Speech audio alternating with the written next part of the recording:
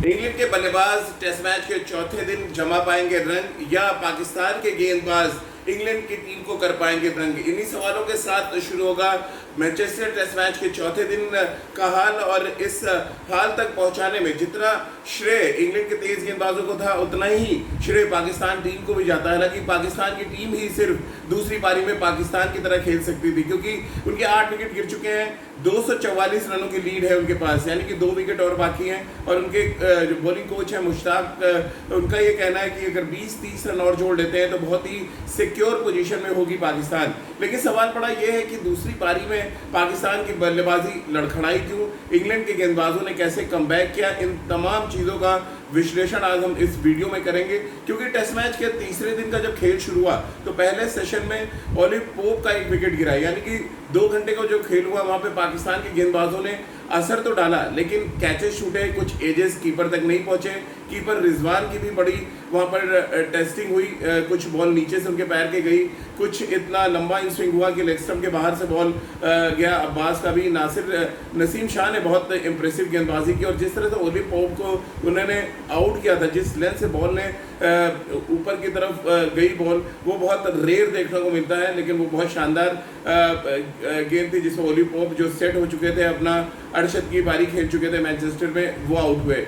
असली खेल जो शुरू हुआ वो लंच के बाद शुरू हुआ, जब यासिर शाह को गेंद दी गई। और यासिर शाह की फिरकी के सामने इंग्लैंड का जो लोअर ऑर्डर था वो पूरी तरह से तहस नहस होता नजर आया।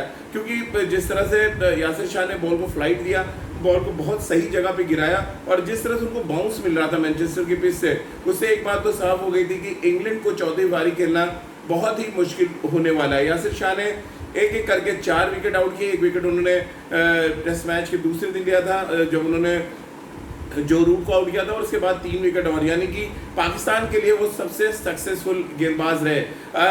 अगर हम देखें लंच और लंच से टी तक के बीच में 6 विकेट गिरे। उसमें शान मसूद का भी विकेट था जो पहली पारी में शतक तो लगाया, और इसीलिए कहते हैं cricket is a great leveller. पहली पारी में अगर आप शतक लगाते हैं तो दूसरी पारी में आप शून्य पे भी आउट हो सकते हैं। इसका एक बड़ा एग्जांपल हमें देखने को मिला मैनचेस्टर के मैदान पे।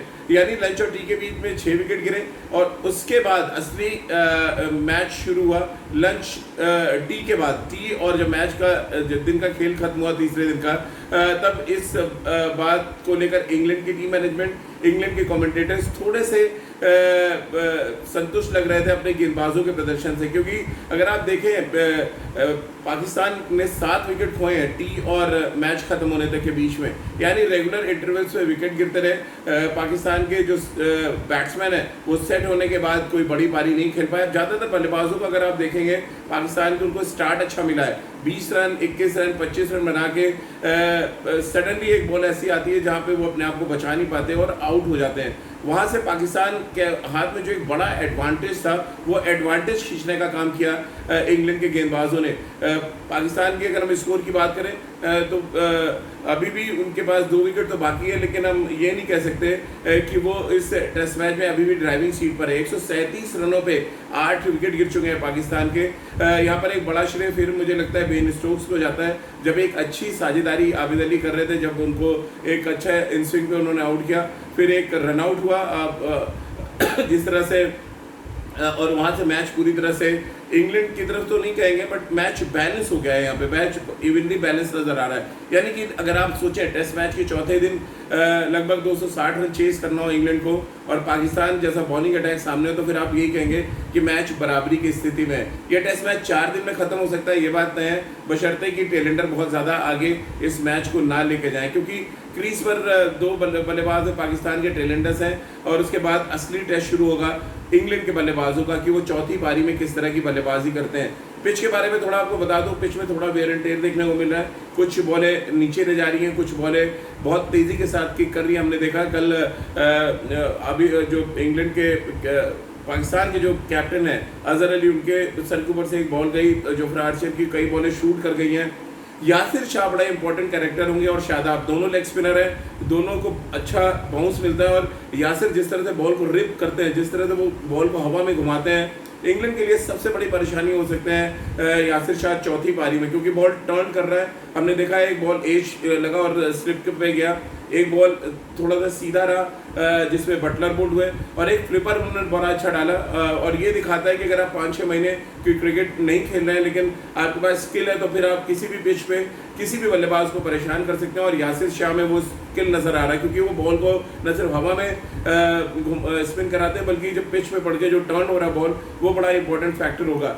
शादाब भी क्योंकि 2 स्पिनर है पाकिस्तान के पास, इसलिए मैं कह रहा हूँ एक बड़ा मौका है यहाँ पे पाकिस्तान के पास टेस्ट मैच जीतने का। क्योंकि इंग्लैंड की बैटिंग अगर आप देखें वेस्ट इंडीज़ के अगेंस्ट भी बहुत वनरेबल लग रहे थे, एक का दुक्का बैट्समैन उनके फॉर्म में लग रहे थे, कप्तान स्ट्रगल कर रहे हैं। बेन स्टोक्स बड़ा इंपॉर्टेंट कड़ी होंगे क्योंकि लेग स्पिनर्स के अगेंस्ट लेफ्ट हैंडेड बैट्समैन के लिए थोड़ा इजी हो जाता है, यानी रोरी बर्न्स जो टॉप ऑर्डर पे आएंगे और उसके बाद बेन स्टोक्स जो मिडिल ऑर्डर में आएंगे। अगर ये 2 बल्लेबाज इंग्लैंड के लिए नहीं चलते तो पाकिस्तान इस सीरीज में बढ़त लेने में कामयाब रहेगा और इस बात के पूरे आसार हैं कि ये टेस्ट मैच 4 दिन में खत्म हो जाएगा। तो इंग्लैंड के बल्लेबाजों को तैयार रहना पड़ेगा।